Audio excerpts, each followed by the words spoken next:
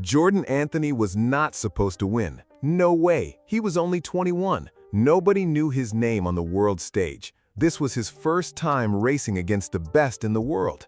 His rivals were Olympic champs. His rivals held world titles.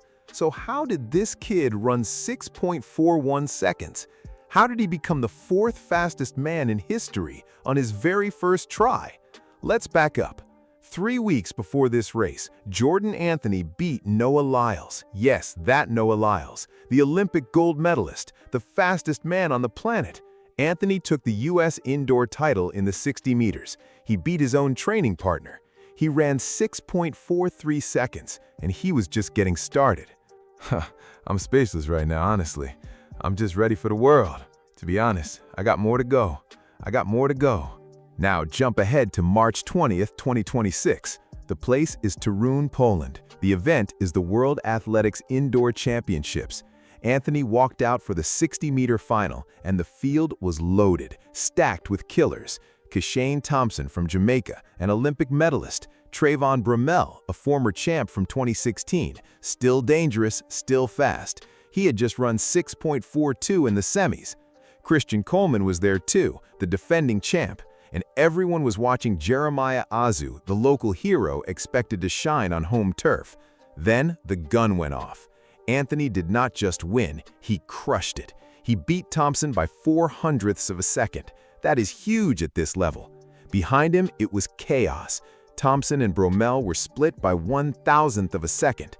They needed a photo finish just to sort out silver and bronze.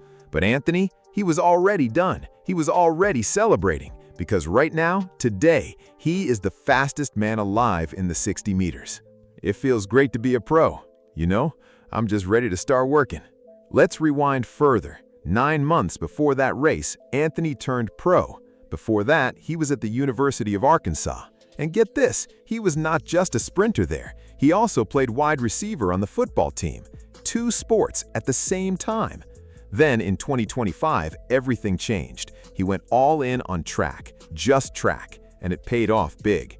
That year, his first full season only running, he won the NCAA 60-meter indoor title. He also won the NCAA 100-meter outdoor title.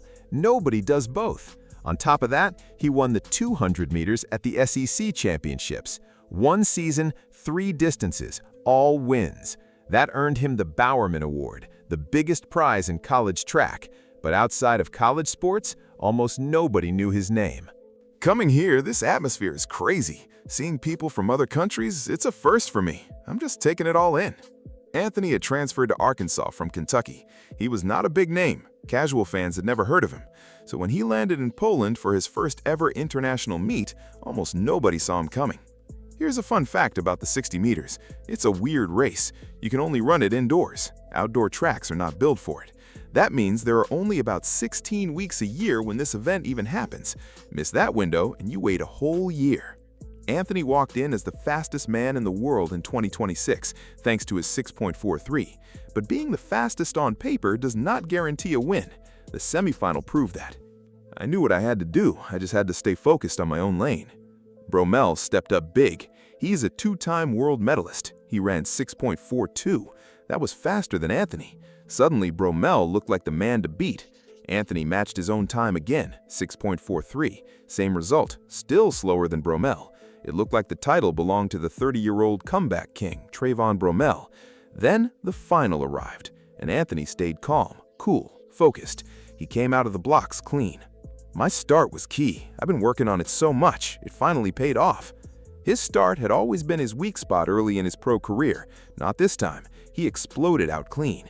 He held his form through the middle of the race. Then, late, he pulled away, just barely, just enough. Only 0.04 seconds separated him from the best sprinters on Earth.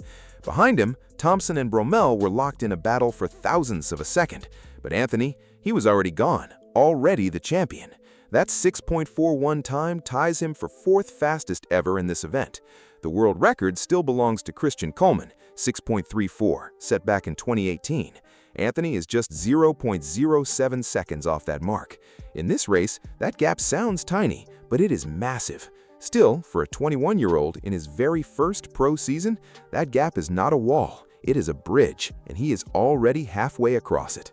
The record is there. It's a target. I'm coming for it. Remember, Anthony is only 21 years old. He has years and years to chase that record down. Only 3 Americans have ever won this world title at a younger age than him. Trayvon Bromell did it at 21 back in 2016. Justin Gatlin did it in 2003. Lee McGray did it way back in 1987. That is elite company. That is legendary company. Those men became some of the greatest sprinters of all time, and now Anthony's name sits right next to theirs.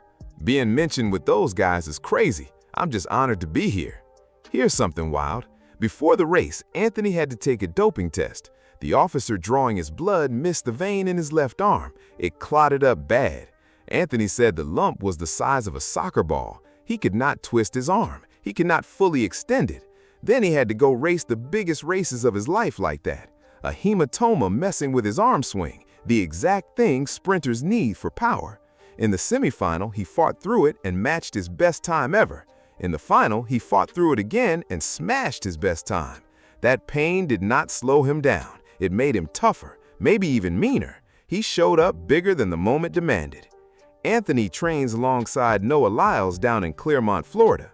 After Anthony won the U.S. indoor title, Noah gave him a championship belt. And before Worlds, Noah gave him one piece of advice: expect the unexpected. You never know what is coming. Then Anthony landed in Poland and the unexpected hit hard. Noah's advice helped a lot. You just have to roll with the punches. The blood draw, the clot, the biggest stage of his career. None of it was planned. None of it was easy. But Anthony handled every bit of it. After the race, he did not brag. He did not talk himself up. Instead, he signed autographs. He took photos with fans. He said the fans excited him more than the win itself. Then he said something that says everything about Jordan Anthony. It's all about the fans, man. They give me the energy. He called it easy. That one word tells you everything about Jordan Anthony. He just proved, right now, today, in 2026, that he is the fastest man alive in the 60 meters. Not Coleman, not any legend from the past. Him, right now. He is the one holding the clock. I'm just getting started. There's so much more to come. He holds the gold medal. He gets to call himself world champion. He is only 21 years old. This was his very first international competition ever, and he beat one of the greatest Olympic sprinters alive. He beat a legend who won this same title 10 years ago and came roaring back for more, and he made it all look easy. Jordan Anthony just proved he is the fastest man alive, so now there is only one question left. How fast can he really go? Outdoor season is coming, and it feels like a promise for him and a warning for everyone else. This is not just a 60-meter specialist anymore. This is a two-sport engine finally hitting full speed. Jordan Anthony is not just moving from football to track. He is raising the ceiling on human speed itself. In a sport decided by thousandths of a second, under crushing pressure, Anthony moves like a man who has already survived worse. Facing down defenders on a football field built him a mental toughness the world's best sprinters cannot break. He powered through a medical scare in a foreign country and still dominated a world-class field. So imagine what happens when the wind is behind him and the race stretches out to 100 meters. The record books are not safe anymore. The crown has been taken. A kid just ran the fastest race on Earth like it was nothing at all.